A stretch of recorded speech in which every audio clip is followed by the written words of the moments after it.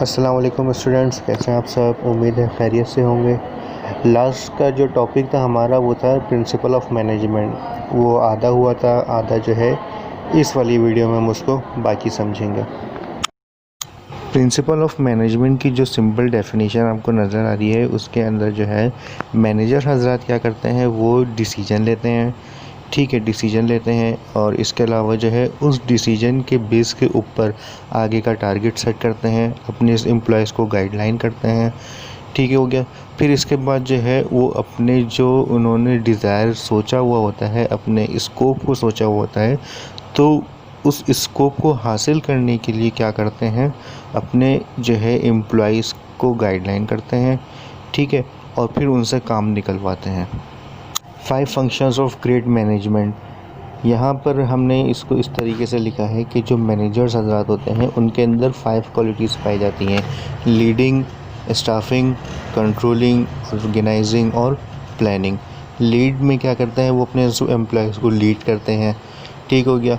Planning, अपने आने वाले वक्त के लिए वो प्लान करते हैं और फिर उसको ऑर्गेनाइज़ करते हैं और अपने स्टाफ को जो है उस स्कोप के ऊपर जो है उसको ट्रेन किया जाता है और फिर उनको लेकर के चलते हैं ताकि जो उनका डिज़ायर है, जो स्कोप सोचा हुआ होता है उन्होंने, उसको वो पूरा कर सकें। 14 principles of management by Henry fuel. Henry fuel के जो 14 असूल हैं कि एक मैनेजर के अंदर ये 14 जो हैं उसूल होने चाहिए, तो जो वो है मैनेजर, वो एक कामयाब मैनेजर बन सकता है। अब ये 14 जो इनके जो रूल्स हैं वो हम इसको देखते हैं कि वो कौन कौन से हैं। यहाँ पर स्टूडेंट्स आपको अपनी स्क्रीन पे जो है हेनरी फ्यूल के 14 प्रिंसिपल्स नज़र आ रहे होंगे, जो कि एक मैनेजर के अंदर ये 14 प्रिंसिपल्स होने चाहिए, फिर वो जा कर के एक कामयाब मैनेजर बन सकते हैं। इसके अंदर आप देख सकते हैं कि डिवीज़न ऑफ लेबर और डिवीज़न ऑफ वर्क। जाहिर से बात है, कोई भी लेबर पढ़ा लिखा होगा तो वो अपर लेवल का होगा, कोई अगर कम होगा, कारीगर होगा, वर्कर होगा, तो वो लोअर मैनेजमेंट में आएगा। अब इस तरीके से हम इसको देख सकते हैं कि लोअर मैनेजमेंट के जो लोग हैं वो अपर लेवल के काम नहीं कर सकते और अपर लेवल वाले जो लोग हैं वो लोअर के काम नहीं कर सकते।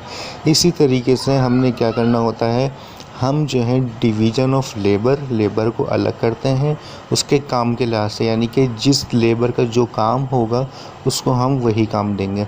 इस तरीके से हम इसको बाकी जो है 14 प्रिंसिपल हम इसको समझ सकते हैं। यहाँ पर हम देखेंगे कि मैनेजमेंट के जो लेवल्स होते हैं वो कितने होते हैं। मैनेजमेंट के जो लेवल्स होते हैं वो 3 होते हैं: टॉप लेवल या upper level, middle level management और lower level management. Lower level management जो कि ऑफिस के अंदर का काम कर रहे होते हैं, जैसे टी बॉय, सिक्योरिटी गार्ड, ये लोग होते हैं। मिडिल मैनेजमेंट कौन से लोग होते हैं, जो कि ऑफिस वर्क कर रहे होते हैं, पेपर वर्क कर रहे होते हैं, कंप्यूटर वर्क कर रहे होते हैं। ठीक हो गया। टॉप लेवल मैनेजमेंट कौन होते हैं, जो सैलरीज़ बनाते हैं एम्प्लॉयज़ की, जो डिसीजन मेकिंग लेते हैं, मैनेजर्स हजरात जो होते हैं वो टॉप लेवल मैनेजमेंट में आते हैं।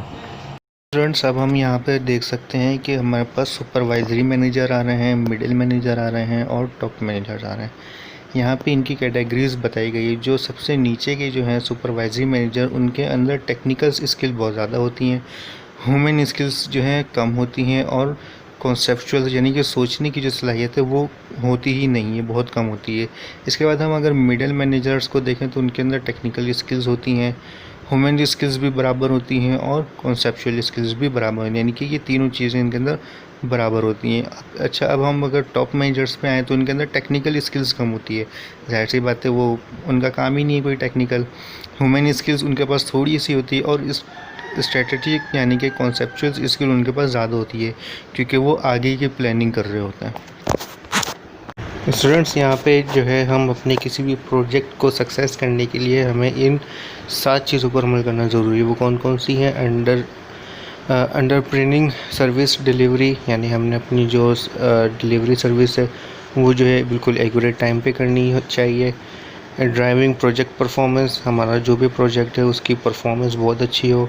मैनेज रिसोर्सेज मोर स्ट्रेटिजिकली, यानी हमारे जो भी रिसोर्सेज हैं उसको हम जो है बहुत रिलायबल बनाए, कम कीमत पर हो।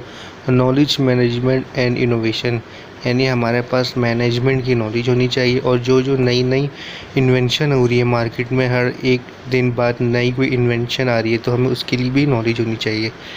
एज्यूरिंग प्रोजेक्ट प्रॉफिटेबली, जो भी हमारा प्रोजेक्ट है वो जाहिर सी बात है प्रॉफिटेबिलिटी की तरफ जाना चाहिए। फिर इसके बाद हमारे पास है इनेबलिंग फ्लेक्सिबल रिसोर्सिंग, जो भी हमारे रिसोर्सेज हैं उसकी प्राइस फ्लेक्सिबल हो, कोई ज़्यादा महंगा ना हो। इन्हेंस प्रोजेक्ट कॉस्ट कंट्रोल, जो भी हमारा प्रोजेक्ट है उसकी जो कॉस्ट निकल रही है वो हमारी कंट्रोल में हो, ऐसा ना हो कि हमें प्रॉफिट कम हो रहा हो और लॉस जो है वो बहुत ज़्यादा हो रहा हो। ऑर्गेनाइजेशनल कल्चरल थ्योरी, इसके अंदर हमारे पास हैंडी कैटेगराइज 4 टाइप्स आती हैं ऑर्गेनाइजेशनल थ्योरी यानी कि स्ट्रक्चर ऑर्गेनाइजेशनल की। इसके अंदर जो हमारे पास 4 टाइप्स है वो कौन कौन सी है? पावर है, रोल है, टास्क बेस है और पर्सन है। पावर में relay on trust not rules, यानी कि जो भी हमारे एम्प्लॉयज़ हैं हमारे उनके ऊपर हमें ट्रस्ट होना चाहिए, रूल्स नहीं होने चाहिए। रोल क्या है? स्पेशलाइजेशन, हमारा जो भी एम्प्लॉय है वो अपनी फील्ड के अंदर उसको स्पेशल हो, यानी कि उसको काम का नॉलेज होना चाहिए। प्रोसीजर, उसको काम का पूरा प्रोसीजर आता हो। रैशनैलिटी, काम के अंदर उसकी स्मूथनेस हो। टास्क बेस क्या है? जो भी हम अपने आने वाले वक्त में जो भी हम प्रोजेक्ट में अपना जो भी हमारा प्रोडक्ट है उसका हम टास्क निकालते हैं कि भाई आया कि हमें अपनी कंपनी से इतने दिनों में इतना माल निकालना है, तो वो हमारा प्रोजेक्ट ओरिएंटेड हो। पर्सन में हमारे पास फैमिली है, कम्युनिटीज़ हैं और स्मॉल ग्रुप, यानी कि हम छोटे पैमाने पे भी काम कर सकते हैं, कम्युनिटीज़ के साथ भी काम कर सकते हैं और स्मॉल ग्रुप्स यानी कि बहुत महदूद लोगों में भी हम काम कर सकते हैं।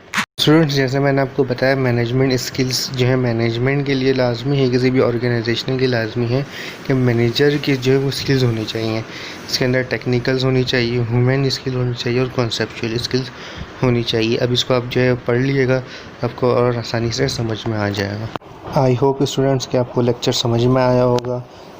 अगर कोई चीज़ आपके समझ में नहीं आई तो इस दिए गए नंबर पे आप मुझसे मालूम कर सकते हैं और कमेंट सेक्शन में भी आप मुझसे क्वेश्चन पूछ सकते हैं। जैसा कि आप सब जानते हैं कि पूरी दुनिया में जो सिचुएशन चल रही है, हमारे मुल्क में भी क्वारंटाइन चल रहा है, तो स्टूडेंट्स घर पे रहें, महफूज रहें, अपने घर वालों का ख्याल रखें। फिर किसी और नेक्स्ट वीडियो में आपसे मुलाकात होती है, जब तक के लिए इजाज़त दें। अल्लाह हाफ़िज़।